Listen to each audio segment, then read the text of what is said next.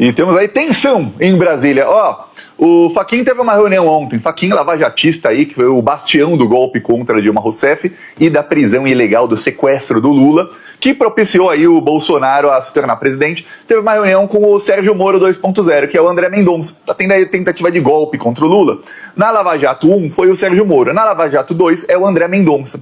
André Mendonça e Fachin tiveram encontro aí fora da agenda, encontro a portas fechadas, em que eles decidiram aí quais serão os próximos passos. Provavelmente, o Fachin deve ter ensinado ao André Mendonça algumas estratégias de, faz o vazamento assim, assado, faz em tal momento, logo depois faz isso, usa a sequência tal de vazamentos, e aí você, junto com a Malu Gaspar, junto com a esquerda fake, e junto com esse pessoal, vocês conseguem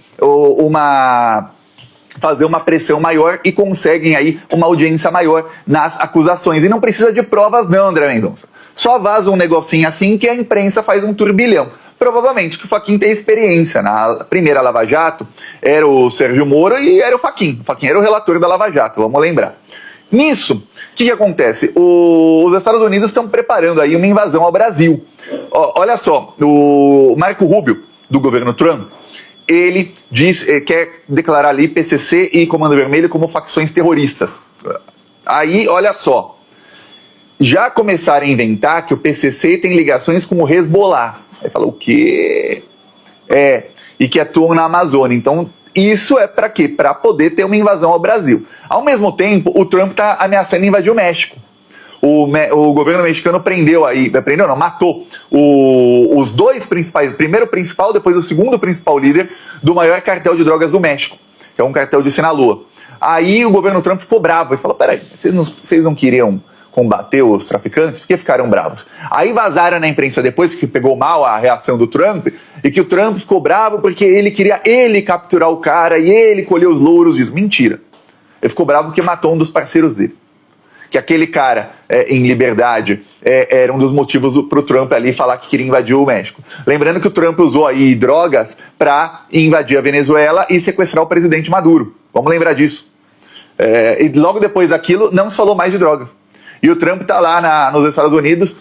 Ontem ele estava lá se gabando, dizendo, olha, mais de 100 milhões de barris da Venezuela já chegaram nos Estados Unidos e nos próximos meses mais 100 milhões chegarão, ou seja, roubou o petróleo, é isso. Ele não está nem roubando não, tá? Eles estão pagando pelo petróleo, estão pagando abaixo ali do que deveriam pagar, mas estão pagando. E o Trump tirou todas as sanções contra a Venezuela vai bombar agora. Mas olha que coisa, com o governo de esquerda, bolivariano. Aí você fala, que coisa, então a pobreza, quando a Venezuela estava numa situação difícil, não era porque é governo de esquerda, era porque tinha sanções. Sanções que foram impostas pelo Trump, que ele queria tirar o Maduro lá atrás em 2017. Só que em 2017, a Rússia, e depois em 2019, com a ajuda do Bolsonaro. Só que aí a Rússia enviou um avião cheio de armas e o Bolsonaro deu para trás. E aí, por algum motivo, o Trump não foi. Provavelmente o Putin não estava com a guerra da Ucrânia ali do lado dele, e ele estava protegendo mais a Venezuela. Dessa vez, não. Aí deu no que deu. Ok, você fala, que coisa, né? Aí agora estão usando isso. E você vê a extrema-direita, aqueles mesmos que têm ligação com o Comando Vermelho, comemorando. Aí você pega lá, o Carlos Bolsonaro está comemorando, o Eduardo Bolsonaro está comemorando, o Flávio Bolsonaro está comemorando, os políticos do PL do Rio de Janeiro estão comemorando. Eles falam, mas peraí, esses políticos todos são faccionados, todos eles têm ligações com o Comando Vermelho. O que eles estariam comemorando que a facção vai ser considerada terrorista? Porque eles sabem que aquilo é só pretexto para o Trump invadir o Brasil e fazer a chamada mudança de regime, que é o quê? Tirar um governo de esquerda e colocar um governo de extrema-direita. É isso. Então eles sabem disso. E aí um governo, obviamente, aliado. Vamos lembrar, em El Salvador, quem é o maior aliado dos cartéis de drogas lá é o Nayib Bukele, que é o presidente. Ele é o maior aliado. Mas, Thiago, ele prendeu um monte de gente. Ele prendeu os que faziam ali arruaça na rua e os que eram das facções rivais. E aí ele impôs uma ditadura que ele prende sem provas, o tribunal já fica dentro do presídio, então a pessoa já é presa e aí julgada no mesmo dia, e já condena a pessoa aí a 100 anos de prisão e fica presa perpetuamente. É isso, tá? E aí ele prende opositores dessa maneira.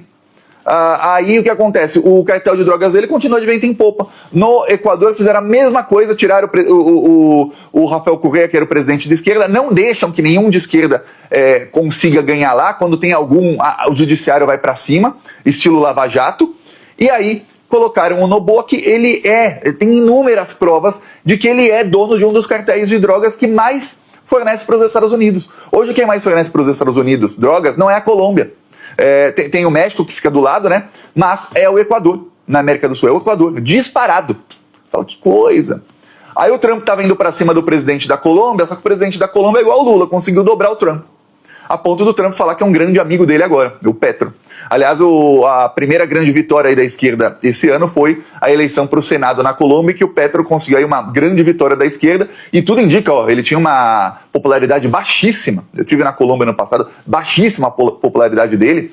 Agora não, aumentou a popularidade dele, ele tem uma popularidade maior que a do Lula e vai fazer sucessor. Aí você fala, que coisa, hein? Tudo isso graças ao Trump ficar aí tentando intervir na Polônia, e ao fato na Colômbia, e ao fato dele ter dobrado o Trump. Que coisa. Ok, nisso está tentando agora no Brasil. Só que a imprensa pinta nas matérias de maneira que parece que a extrema-direita está a favor das facções e que a esquerda, a extrema-direita está contra as facções e a esquerda protege a facção. O governo Lula negocia com os Estados Unidos. Aí tem outras matérias, né?